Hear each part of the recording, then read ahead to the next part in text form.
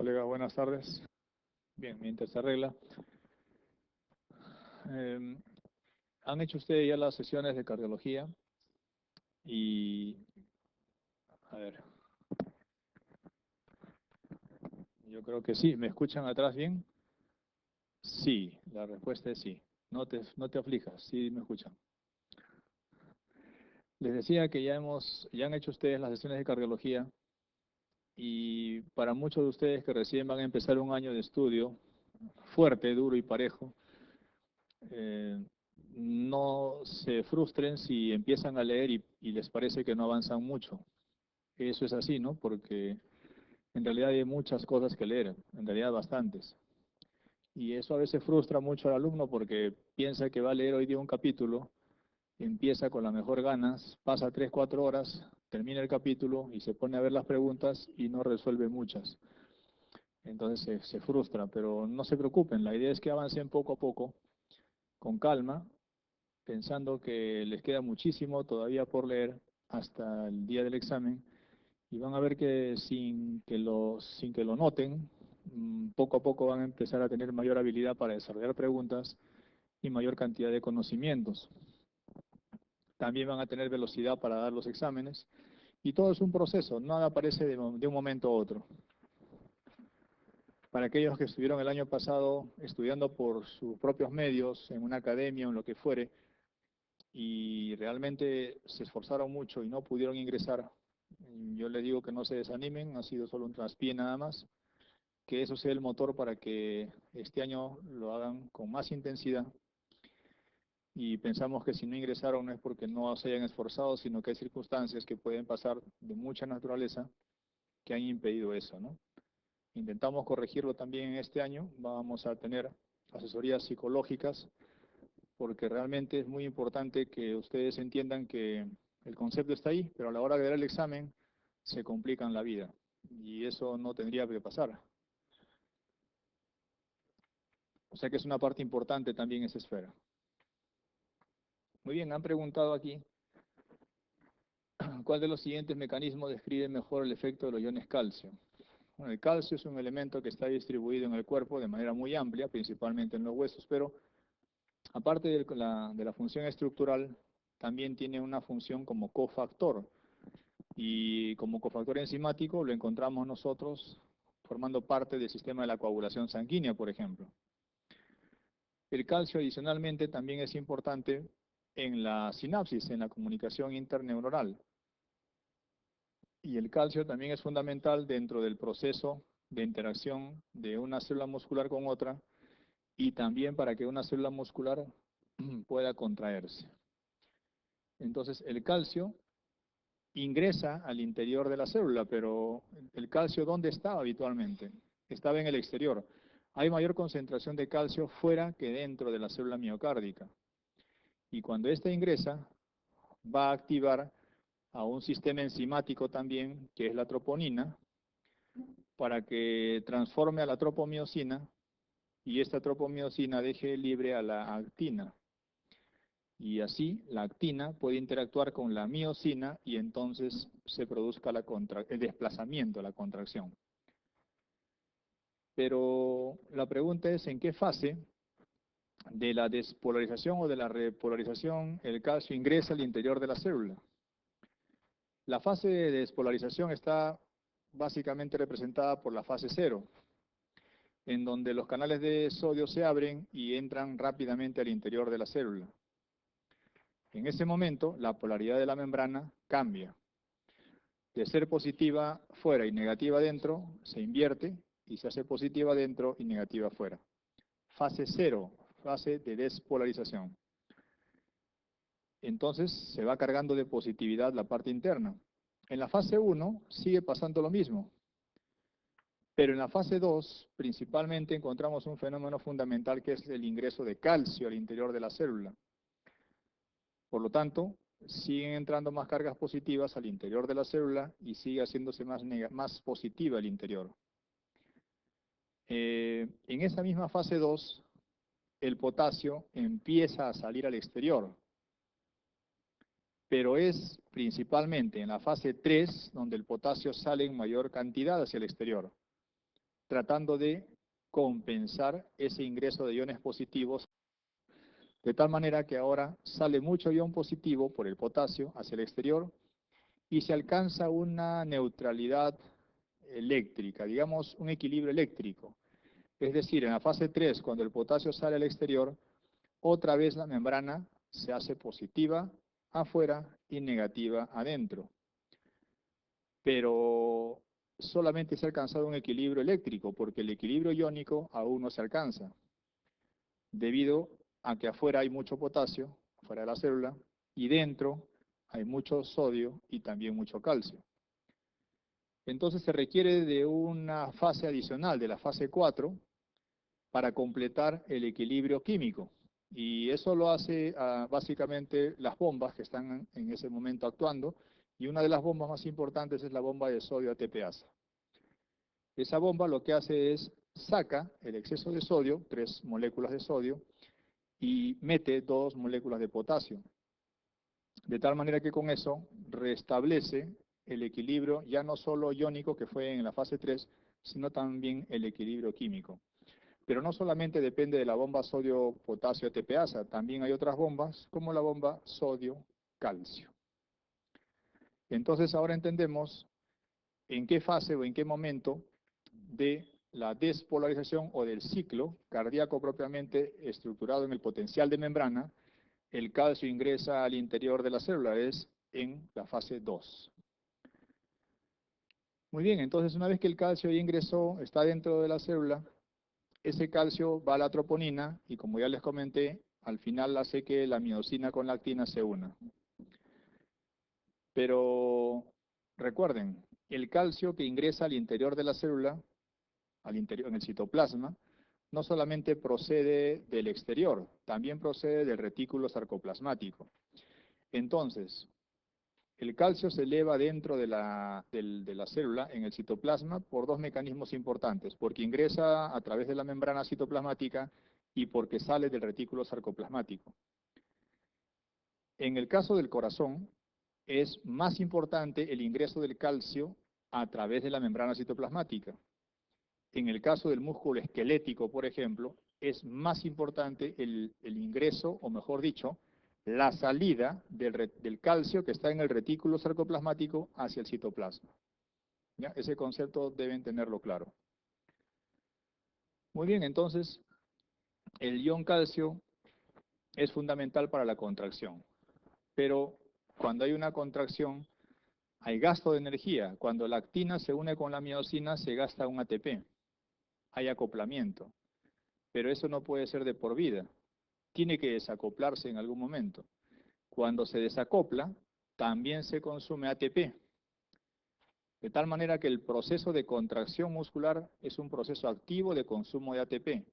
Y el proceso de relajación, de desacoplamiento, también es otro proceso activo que consume ATP. Entonces, ¿el calcio para qué sirve? El calcio, dentro de la célula, intracitoplasmáticamente aumentado, aumenta el inotropismo. Cuando el calcio aumenta, pero en el exterior, no aumenta el inotropismo. ¿Recuerdan cuando teníamos el potasio alto, la hiperpotasemia? ¿Qué hacíamos para que el corazón no se contraiga o no se despolarice? ¿Qué hacíamos en primera instancia? ¿Qué dábamos?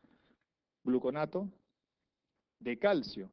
El gluconato de calcio incrementaba las concentraciones extracelulares de calcio, para que el potencial de membrana tenga dificultad de poder activarse y se despolarice. Por lo tanto, el aumento de calcio en el exterior no aumenta el inotropismo. Lo que aumenta el inotropismo es el aumento de calcio dentro del citoplasma. ¿Y por qué aumentaría el calcio dentro del citoplasma? Hay muchas condiciones. Una de ellas es, por ejemplo, los fármacos, ¿no? ¿Qué fármaco aumenta el inotropismo? Los digitálicos. ¿Y los digitálicos cómo aumentan el calcio dentro del citoplasma? Porque bloquean a la bomba sodio ATPasa. Si bloquean a la bomba sodio ATPasa, entonces el sodio ya no puede salir. El sodio se queda dentro de la célula. Y cuando hay mucho sodio dentro de la célula, se va a bloquear una bomba, que es la bomba de sodio-calcio. O sea, que otra bomba se bloquea. Y si esa otra bomba se bloquea, ya no puede sacar el calcio y entonces el calcio aumenta dentro de la célula. Dicho de otra manera, los digitálicos inhiben la bomba sodio-potasio TPasa, con lo cual el sodio aumenta en el intracitoplasma, en el citoplasma, perdón, pero eso favorece a que el calcio también aumente su concentración dentro de él. Otras sustancias que también son inotropas positivas son los beta-agonistas. ¿Y qué beta-agonistas conocen? La noradrenalina, adrenalina, dopamina, dobutamina.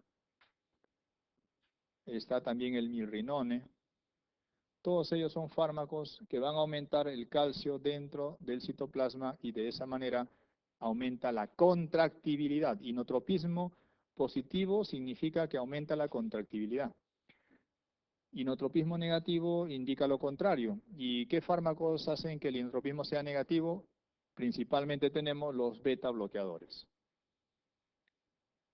Pero aparte de los beta bloqueadores, ¿qué otro fármaco? Los antagonistas de canales de calcio o bloqueadores de canales de calcio, ¿no es cierto? Sobre todo los no dihidropiridínicos, ¿no? Los bloqueadores de canales de calcio no dihidropiridínicos, como por ejemplo el verapamil o el diltiazem. Hablar de cronotropismo implica hablar de aumento o disminución de frecuencia cardíaca. Y el cronotropismo positivo está básicamente representado por el sistema simpático. Y todo lo que estimule el sistema simpático aumentará el cronotropismo. Al revés, este cronotropismo negativo está regulado por el parasimpático. El desacoplamiento de la excitación-contracción tiene que ver mucho con el calcio, efectivamente, pero su función principal no es desacoplar, su función principal del calcio es activar, acoplar troponina y miosina. Entonces, inotropismo positivo es lo que se relaciona más con los iones de calcio. Recuerden el momento de la fase de la despolarización del potencial de membrana que permite esto. Este es un esquema, pero es un esquema principalmente del músculo esquelético. ¿Y por qué digo eso? Porque la cantidad de calcio que sale del retículo sarcoplasmático es muy importante para que actúe al final la actina con la miosina. En cambio, si hablamos de células cardíacas propiamente, el calcio va a ingresar principalmente al citoplasma a través de los canales de calcio de la membrana citoplasmática. Eso es muy importante que lo recuerden. Muy bien, acá entonces el calcio se une con la troponina, desconfigura la tropomiosina, deja libre el sitio de acción y la actina, que es de azul, la actina se une entonces con la miosina y eso produce un desplazamiento, consume un ATP, pero luego tiene que desacoplarse y el calcio tiene que regresar al retículo sarcoplasmático o salir al exterior y eso consume ATP. Entonces, inotropismo positivo está principalmente relacionado con el calcio. Paciente con estenosis mitral reumática.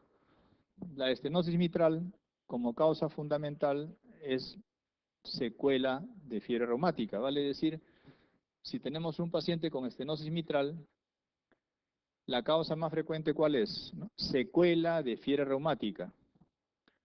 O sea, este paciente debe tener en promedio 30, 40 o 50 años. Y es posible que cuando haya sido pequeño presentó fiebre reumática. Esta fiebre reumática ya no la presenta cuando tiene 40 o 50 años. Entonces, ¿por qué se daña la válvula mitral? Por la secuela que se presenta a esa edad. Dice que es de larga evolución y de un momento a otro hace fibrilación auricular. Las estenosis mitrales, como ustedes recuerdan, producen falla en el lado izquierdo, insuficiencia cardíaca izquierda. Pero el daño que se produce es en la aurícula izquierda, no en el ventrículo. El ventrículo izquierdo no tiene ningún problema en una estenosis mitral. Entonces, en una estenosis mitral, la aurícula del lado izquierdo comienza a complicarse, se dilata, aumentan las presiones a ese nivel, aumentan las presiones en las venas pulmonares, hay congestión pulmonar, las venas pulmonares aumentan de presión y al final el lado derecho del corazón se complica. Entonces, en una estenosis mitral, recuerden que hay falla izquierda, falla cardíaca izquierda primero y luego falla cardíaca derecha. Es secuencial. Muy bien, pero la estenosis mitral acá dice que ha entrado súbitamente en una fibrilación auricular. Y eso es predecible, ¿no? Porque la estenosis mitral va a condicionar un aumento de tamaño de la aurícula izquierda y va a originar focos ectópicos que van a producir la FA. Es cierto, la aurícula izquierda no crece tanto como en una insuficiencia mitral. En una insuficiencia mitral la aurícula izquierda crece tremendamente. En la estenosis mitral crece, pero no tanto. Pero aún así es la causa más importante asociada a la valvulopatía que causa una fibrilación auricular.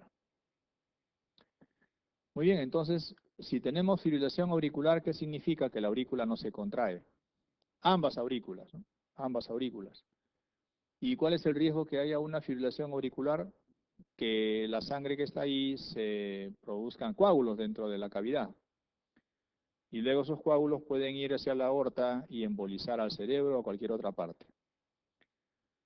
Bueno, veamos, ¿cuál de los siguientes signos no está presente en una estenosis mitral? Acá ponen primero el primer ruido cardíaco fuerte. ¿Qué pasa cuando hay una estenosis mitral? La válvula mitral está dura, está rígida, y cuando se cierra hay un ruido cardíaco muy fuerte. ¿Quién produce el primer ruido cardíaco normalmente? El cierre de las válvulas, mitral primero y luego tricuspidia. Si hay una estenosis mitral con una válvula rígida y al cerrarse va a producir un tono muy intenso. El segundo ruido cardíaco está ampliamente desdoblado en una estenosis mitral. La respuesta es sí. Ahora, el segundo ruido cardíaco se puede desdoblar fisiológicamente cuando uno inspira profundamente, pero también se puede desdoblar en otras patologías. Una de ellas es la estenosis aórtica. También lo podemos encontrar desdoblada en una estenosis mitral. En una estenosis mitral hay soplo diastólico. A ver, si hay una estenosis mitral, entonces la apertura del orificio de la válvula mitral no se abre muy bien y cuando la sangre pasa, hay entonces turbulencia y se produce soplo. ¿En qué fase pasará la sangre de aurícula a ventrículo? ¿En sístole o en diástole? En diástole, ¿no es cierto? Porque están llenando el ventrículo. Cuando el ventrículo se está llenando es la fase de diástole. Por lo tanto, ¿dónde estará el soplo? ¿En sístole o en diástole? En diástole. ¿En qué fase? En la fase de llenado del ventrículo. O sea que efectivamente el soplo que escuchamos en estenosis mitral es en la fase diastólica. En esta estenosis mitral hay chasquido de apertura.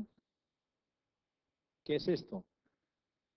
Cuando la válvula está muy dura, muy rígida, y vamos a encontrar que esta válvula se abre, si se cierra es un primer ruido cardíaco fuerte, pero cuando la válvula se abre, normalmente las válvulas cuando se abren no suenan, pero si están duras y rígidas, al abrirse producen un chasquido, eso se llama chasquido de apertura.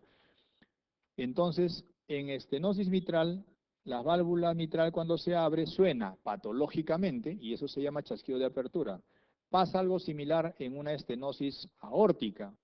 En una estenosis aórtica, la válvula también pues estenosada y rígida, cuando se abre suena patológicamente. Eso se llama clic de eyección. Acá no, en la estenosis mitral le llamamos chasquido de apertura. O sea que hasta acá todo esto es cierto. Veamos la E. En la E me dicen que la onda A en el pulso venoso yugular está presente. ¿Eso es verdadero o falso? El pulso venoso yugular, que es el pulso que reflejamos aquí en la vena yugular, tiene varias ondas. Tiene una onda A, una onda C y una onda B. Son ondas positivas. Y tiene una onda X y una onda Y que son negativas. No se compliquen mucho la vida, no han preguntado en realidad mucho de esto, pero sí deben recordar algo, que la onda A del pulso venoso representa la contracción auricular. O sea, cuando se contrae la aurícula, hay una onda que se eleva en la yugular. Es un pulso, se ve. Pero, ¿qué pasa si no se contrae la aurícula? como ocurriría en la fibrilación auricular, porque en la FA no se contrae la aurícula, ¿no es cierto? Entonces, si no hay contracción de la aurícula, no habrá onda A en el pulso venoso yugular.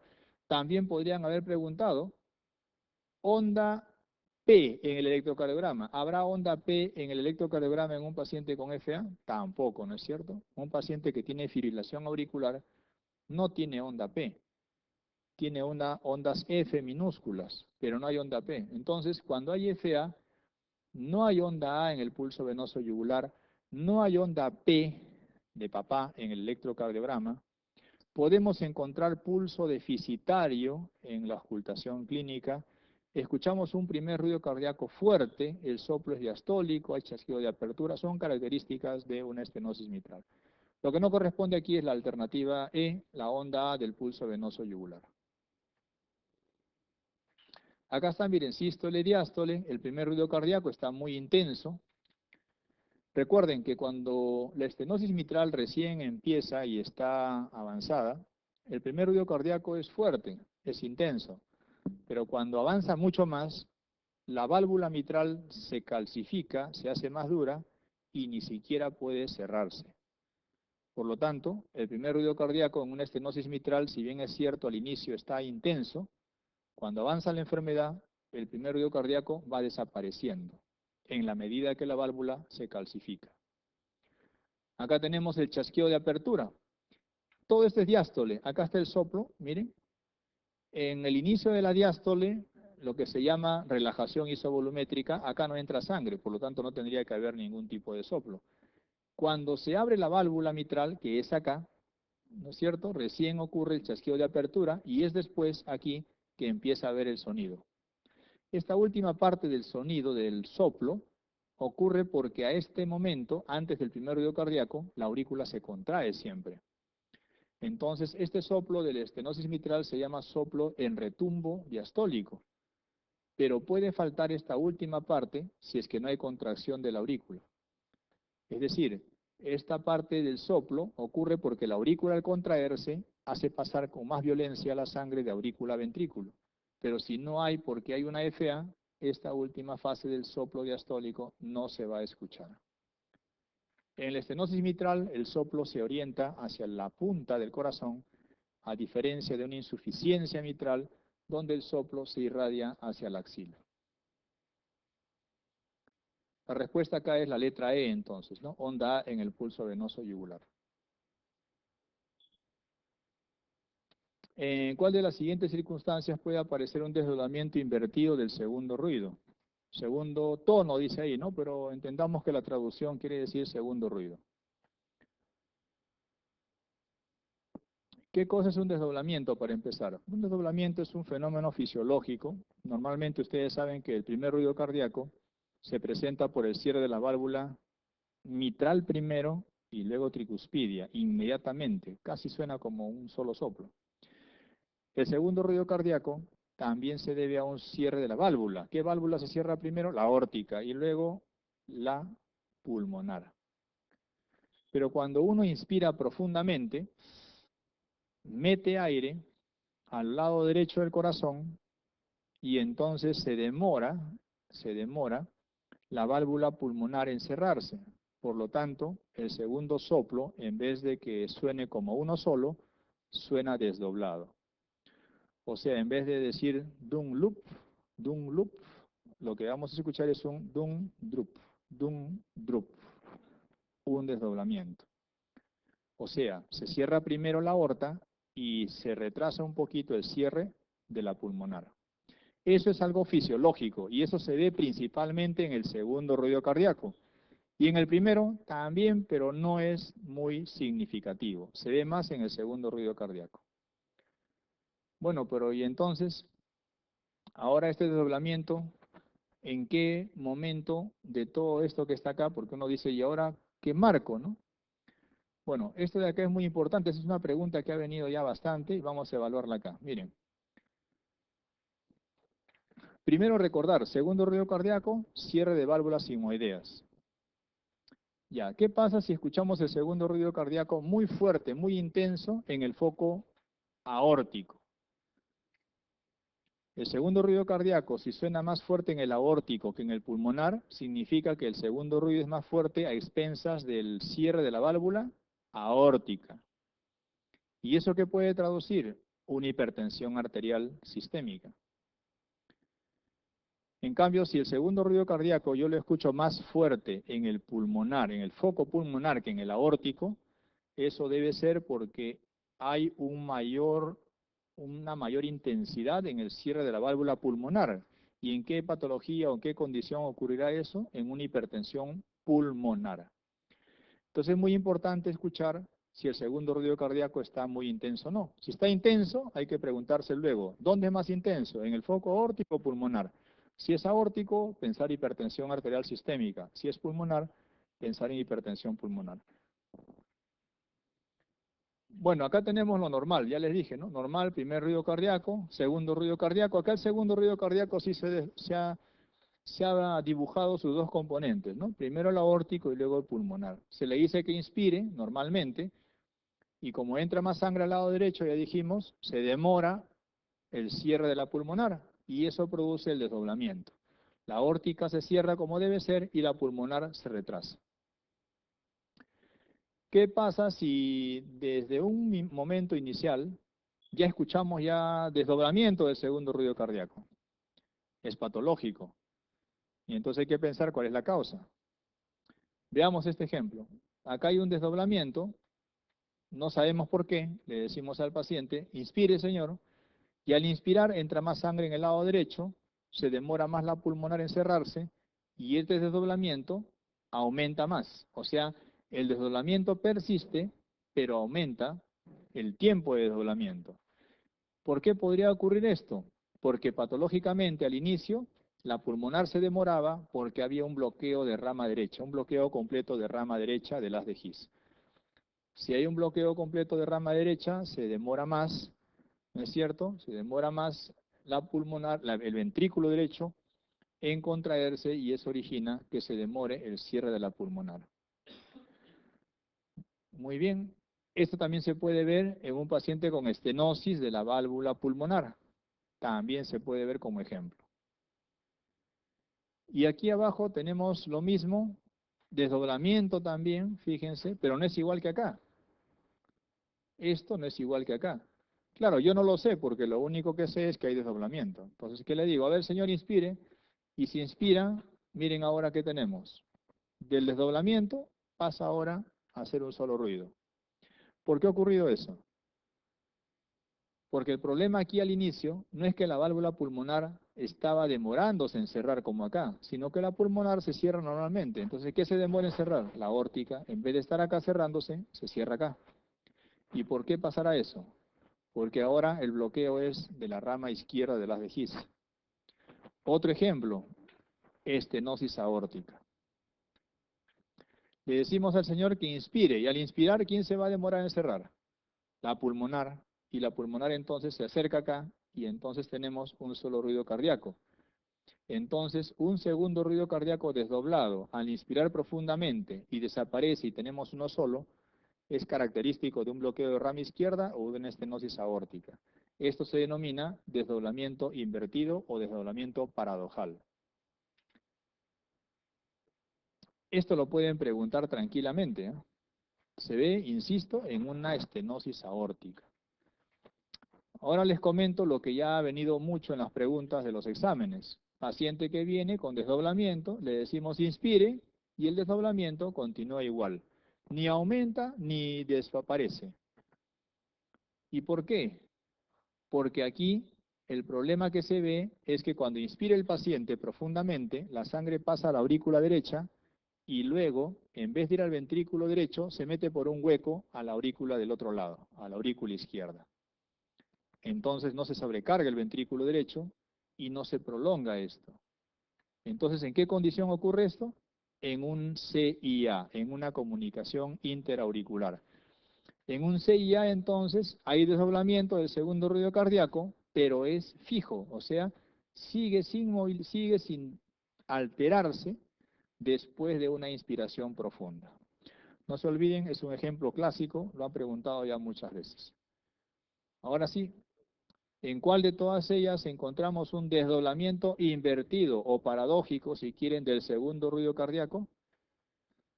En una estenosis de la válvula aórtica. ¿Hay o no hay?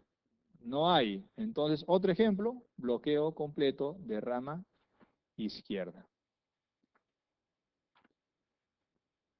Acá tenemos un joven de 17 años que presenta, ¿qué presenta? Un refuerzo. ¿Qué cosa es un refuerzo? Un aumento de la intensidad, no se complica en la vida. Eso lo que está diciendo es que este joven de 17 años tiene un componente pulmonar del segundo ruido cardíaco muy fuerte. Eso significa que hay un refuerzo. Ah, o sea que el segundo ruido cardíaco está fuerte, pero a predominio de la válvula pulmonar. ¿Qué cosa entonces nos da a pie ello? A pensar que hay una hipertensión pulmonar. Pero es joven, sí, pues es joven. Entonces sería una hipertensión pulmonar primaria, porque hay hipertensiones pulmonares secundarias que son más frecuentes. ¿Qué origina hipertensiones pulmonares secundarias? El asma, el EPOC, el EPIT, tromboembolismo pulmonar. Todo lo que daña el parénquima pulmonar a la larga causa hipertensión pulmonar secundaria. Pero este joven a los 17 años, además no nos dice nada de eso, ¿no? Es de pensar que la hipertensión, si es que tiene hipertensión pulmonar, debe ser primaria. El paciente presenta disnea de esfuerzo y no tiene nada más. Y efectivamente, una hipertensión pulmonar se caracteriza por presentarse en pacientes jóvenes que son flacos, son delgados, principalmente en mujeres, pero cuya clínica es la disnea. ¿Cuál de las siguientes explicaciones es la causa más probable? Lo que hemos comentado, ¿no? Una estenosis pulmonar, pero deberían decir aquí estenosis pulmonar primaria, ¿no? Por el antecedente de la edad del paciente. Difícilmente, pues, una estenosis aórtica no tiene la clínica de una angina, de un síncope y disnea, ¿no? Que es lo característico de una estenosis aórtica. No tiene ningún problema de dolor precordial intenso con irradiación para pensar en infarto de miocardio. La respuesta es, perdón, la hipertensión pulmonar que hemos dicho, ¿no? ¿Estenosis pulmonar podría ser o no? Estenosis pulmonar, la estenosis pulmonar lo vimos como ejemplo de un desdoblamiento, ¿se acuerdan? De un desdoblamiento progresivo, ¿no es cierto? Del segundo ruido cardíaco. Una estenosis pulmonar es una patología, en realidad, muy rara. ¿Y traería disnea el paciente con estenosis pulmonar? No es lo característico tampoco, ¿no? Entonces, definitivamente, además, en una estenosis pulmonar, el segundo ruido cardíaco, como mencionan acá, no estaría tan intenso, ¿no? Hipertensión sistémica, nos tendrían que decir pues que el segundo ruido cardíaco es más intenso en su primer componente, ¿no? Cosa que tampoco nos señalan. Entonces, la hipertensión pulmonar primaria, insisto, es la respuesta que tendríamos que pensar en este paciente.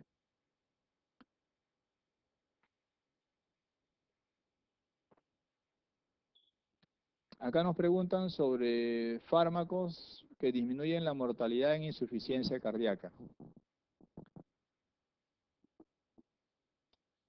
A ver, los pacientes con insuficiencia cardíaca pueden mejorar con fármacos que hacen que el paciente pues tenga una mejor sintomatología. Por ejemplo, la furosemida y los inotropos, ¿no? La furosemida y los inotropos, o sea, los diuréticos y los inotropos, mejoran los síntomas de la insuficiencia cardíaca, pero no mejoran la evolución. La evolución continúa y el paciente se puede morir al mes. Por lo tanto, ¿qué nos interesa entonces también dar en un paciente con insuficiencia cardíaca? Fármacos que mejoren la sobrevida. Entonces, los fármacos que mejoran la sobrevida en insuficiencia cardíaca son clásicamente los beta bloqueadores, los YECA o los ARA2, ojo, no los dos, sino YECA o ARA2, y los antagonistas de aldosterona, o sea, los ahorradores de potasio, como por ejemplo la espironolactona. ¿Y acá cuál tenemos? Acá está, espironolactona, tenemos el YECA, que es enalapril, Y tenemos beta bloqueadores. ¿Qué beta bloqueadores? El metoprolol, acá debe ser O, metoprolol, y el carvedilol. Ambos son beta bloqueadores que sí se utilizan en falla cardíaca. No se utiliza, por ejemplo, atenolol ni tampoco propranolol. Ojo, son beta bloqueadores esos dos últimos, pero no se indican en falla cardíaca. Entonces, lo que no mejora la mortalidad definitivamente es la furosemida, o si pusiera un ejemplo acá, también no mejoraría con inotropos. Ambos mejoran los síntomas, pero el paciente igual se muere. ¿Y por qué estos fármacos, espironolactona, metoprolol, enalapril, carvedilol, mejoran la sobrevida? Mejoran la sobrevida porque retrasan el avance de la enfermedad. ¿De qué enfermedad? De la insuficiencia cardíaca. ¿Y cómo lo retrasan? Lo que pasa es que en la insuficiencia cardíaca ocurre un fenómeno de reestructuración del corazón. Ese fenómeno de reestructuración se denomina remodelación cardíaca. Y esa remodelación cardíaca es un fenómeno deleterio, porque lo que va a ocurrir es que el miocardio se empieza a fibrosar, se hipertrofia y se fibrosa, haciendo que el corazón no trabaje adecuadamente. ¿Cómo evitamos entonces la remodelación cardíaca, que es un fenómeno dañino? Lo evitamos utilizando fármacos que van a bloquear el eje renina-angiotensina-aldosterona, porque es la angiotensina 2 y también la aldosterona, principalmente la angiotensina 2, la que va a estimular a nivel del tejido cardíaco la proliferación de los fibroblastos, y eso va a conllevar a la remodelación. Entonces, carvedilol, metoprolol, enalapril y espironolactona evitan remodelación cardíaca, mejoran sobrevida. En cambio, furosemida mejora síntomas, pero no mejora sobrevida. Acá están los fármacos que mejoran sobrevida y también síntomas, ¿no? Pero principalmente sobrevida. YECA, beta bloqueadores. Miren los beta bloqueadores, ¿eh? Carvedilol, metoprolol, bisoprolol. Podríamos agregar nebivolol. También el nebivolol es un beta bloqueador que está indicado también en falla cardíaca. ARA2, espironolactona y salud. Y si no se puede usar espironolactona, hay un fármaco alternativo que es la epleronona. Y la hidralazina también se puede usar sobre todo cuando está contraindicado los YECA. Hidralazina se usa cuando no se puede usar YECA y sobre todo ha demostrado mejorar sobrevida en pacientes de raza negra.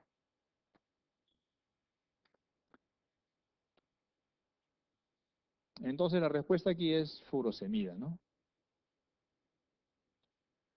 Muy bien, ¿cuál de los siguientes fármacos no está indicado en una insuficiencia cardíaca con disfunción ventricular severa? A ver, cuando tenemos una insuficiencia cardíaca, puede o no puede que haya síntomas. O sea, uno puede tener insuficiencia cardíaca sin síntomas, está asintomático. ¿Por qué puede estar asintomático? Porque hay mecanismos que hacen trabajar más al corazón para que no haya síntomas. Muy bien. Pero a veces la insuficiencia cardíaca ya está más avanzada, que por más que nosotros tengamos esos mecanismos compensadores, igual hay síntomas como disnea, y es ahí donde encontramos ya finalmente una disfunción ventricular avanzada. O sea que cuando nos dicen acá que hay una insuficiencia cardíaca con disfunción ventricular severa, se están refiriendo a una insuficiencia cardíaca con síntomas y con un compromiso del ventrículo. Pero ojo, debemos recordar que cuando nos digan insuficiencia cardíaca, nos están diciendo de seguro insuficiencia cardíaca del lado izquierdo. Y además nos están diciendo el tipo de insuficiencia cardíaca de tipo sistólica.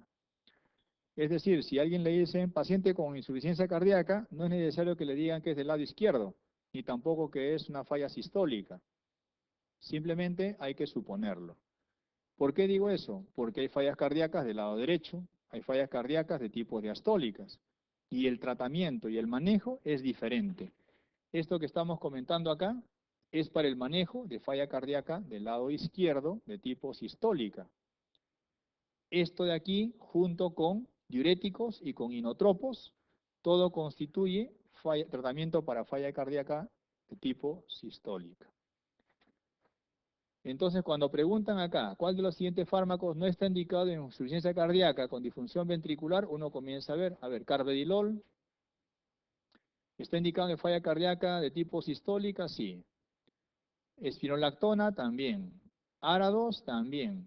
Furosemida y espironolactona también. El que no está indicado es el verapamil. Y el verapamil no se indica en falla cardíaca de tipo sistólica. O sea que el verapamil y los bloqueadores de canales de calcio no tienen indicación en la insuficiencia cardíaca. No, sí tienen indicación. ¿Cuándo tienen indicación? En insuficiencia cardíaca de tipo diastólica. O sea que el manejo de la insuficiencia cardíaca diastólica es diferente. ¿Y qué se da para la falla cardíaca diastólica? Se puede dar calcio antagonistas, como ven ustedes acá, como este por ejemplo, verapamil. También se puede dar beta bloqueador. Pero no se ha demostrado que mejoren sobrevida. Mejoran síntomas, pero no mejoran sobrevida. Entonces, a todas luces acá nos están hablando de una falla cardíaca de tipo sistólica. Entonces, miren, el paciente tiene al inicio un daño en el ventrículo. De repente es chiquito, no se siente, es mínimo, insignificante, por lo tanto, no tiene síntomas. Además no tiene síntomas porque cuando hay una falla ventricular, nosotros empezamos a elaborar sustancias que hacen que el corazón trabaje más y por lo tanto no hay síntomas. Bueno, si no hay síntomas, pero hay un daño pequeño del corazón, ¿cómo se llama esto? Insuficiencia cardíaca compensada. No hay síntomas. Bueno, si está compensada entonces no le doy tratamiento, ¿no es cierto? No, sí hay que darle tratamiento. ¿Y qué tratamiento le damos? IECA o ARA2 o beta bloqueadores. ¿Y para qué le damos si no tiene síntomas? Le damos para evitar la remodelación cardíaca, porque aquí ya hay remodelación cardíaca. A pesar que no haya síntomas, ya hay remodelación, ya empieza a reestructurarse el miocardio.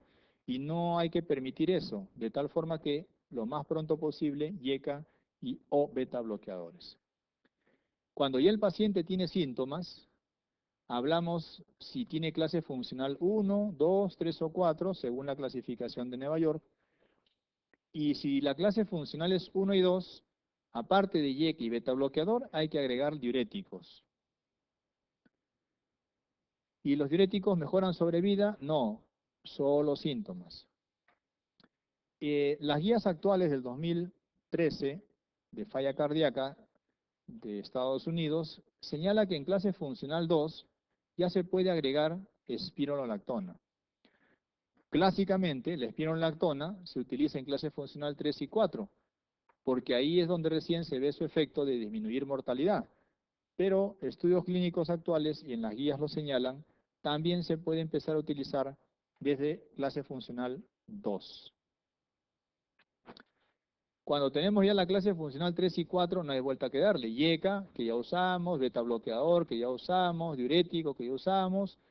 Agregamos espironolactona, si es que no se usaba, y aquí agregamos un inotropo. O sea que el diurético y el inotropo son fármacos que van a mejorar los síntomas.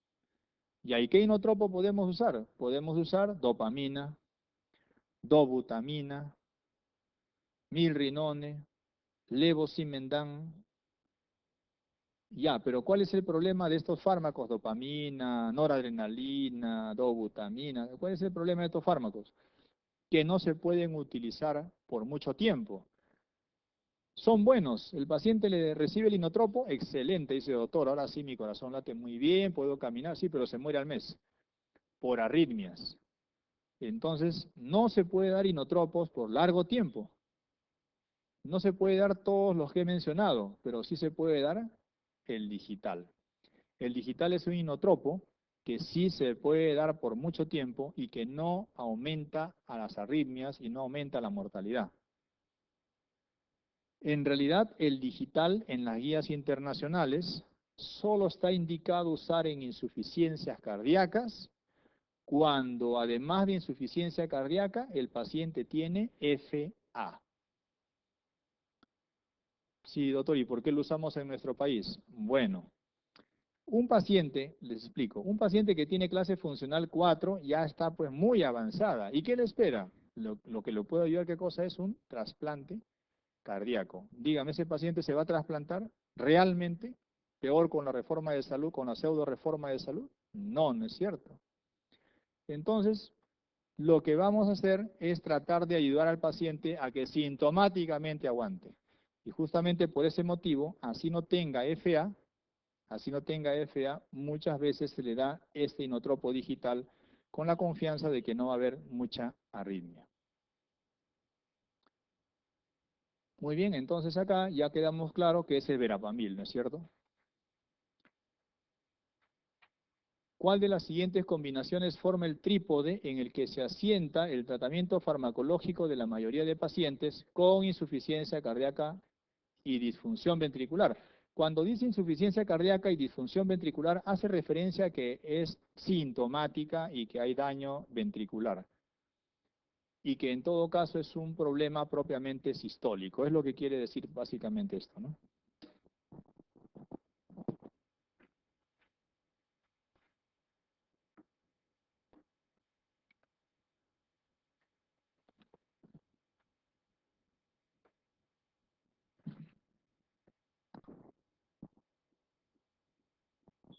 ¿Qué opinan? Por descartes, calcio antagonista no va. ARA2 y peor, ARA2 y ECA juntos tampoco podría ser. Beta bloqueador puede ser, antagonistas de receptores de angiotensina también, pero junto con YECA ya no va, juntos no van, contraindicado. Beta bloqueadores, sí, calcio antagonistas tampoco va, falso. YECAs, sí, diuréticos también, pero no calcio antagonistas. Diurético sí va, beta bloqueador también y YECA, ¿no? Definitivamente la mejor respuesta es la letra C. La letra C, diuréticos, beta bloqueadores y YECA es, como señala acá, el trípode o los fármacos que forman el eje del tratamiento para esta enfermedad.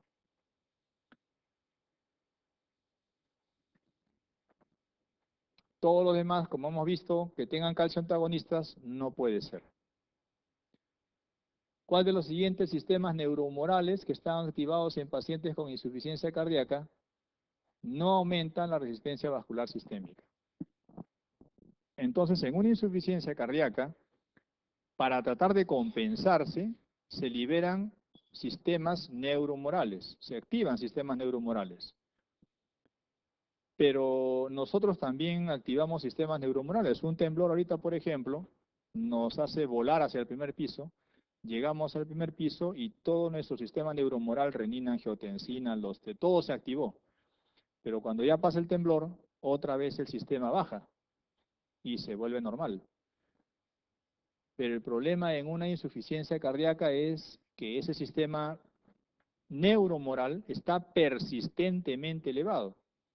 Y al estar persistentemente elevado es lo que origina la remodelación. ¿Qué sistemas persistentemente están activados? El sistema renina-angiotensina, la hormona antidiurética, la actividad adrenérgica y la aldosterona. Todos ellos aumentan las presiones, ¿no es cierto?, arteriales, son vasopresores indirecta o directamente, y el único que está en oposición a todos ellos, produciendo vasodilatación y o disminución de la presión arterial, es el péptido natriurético. Ahora, el péptido natriurético puede ser pues auricular, puede ser ventricular, puede ser del endotelio, pero su función, como dice acá, es botar sodio, y al botar sodio bota agua, y eso disminuye la volemia, en todo caso que contrarresta a las demás acciones hormonales que tenemos acá. ¿Dónde actúa el péptido natriurético? Bueno, actúa a nivel del filtrado glomerular, aumenta el filtrado glomerular y actúa a nivel del tubo colector, haciendo que el sodio se escape con mayor intensidad. Entonces, ¿cuál de todos estos sistemas no aumenta la resistencia vascular? El péptido natriurético. Por el contrario, lo que hace es disminuye, produciendo vasodilatación en realidad. Estos son entonces los mecanismos de compensación inmediata de una insuficiencia cardíaca. El problema es que esto que se da, por ejemplo, cuando hay hipovolemia en cualquiera de nosotros, esto permanece elevado constantemente en los pacientes con falla cardíaca y eso origina la remodelación cardíaca. ¿Qué hay que hacer? Bloquear esta activación. Entonces la respuesta acá es péptido natriurético. Respecto a la terapia de insuficiencia cardíaca por cardiopatía coronaria e hipertensión arterial, señale el enunciado correcto.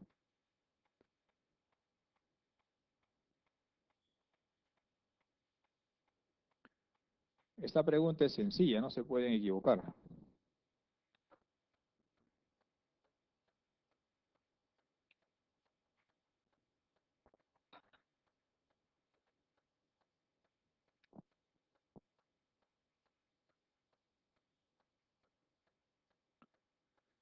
Si yo les preguntase cuál es la causa más frecuente de insuficiencia cardíaca, ¿qué me responderían? La cardiopatía coronaria isquémica, ¿no? Como ven ustedes acá. Miren, acá la falla cardíaca se debe a dos razones. La cardiopatía coronaria y la hipertensión arterial, que es en el segundo lugar. Entre las dos explican casi el 80% de las fallas cardíacas. Ah, pero no preguntan eso. Muy bien, ¿cuál es la respuesta? Sin miedo nomás, no sé, si falla, falla, pues no pasa nada. La C, muy bien, ¿no? La C, los inhibidores de la enzima convertidora de angiotensina, o sea, los YECA, más espinolactona, mejoran sobrevida. Todo lo demás es una roca, pues, porque hemos estado diciendo pues que no es así. ¿La digoxina mejora sobrevida de casualidad? No, pues no mejora sobrevida, solo mejora síntomas, ¿no? Respuesta a la letra C.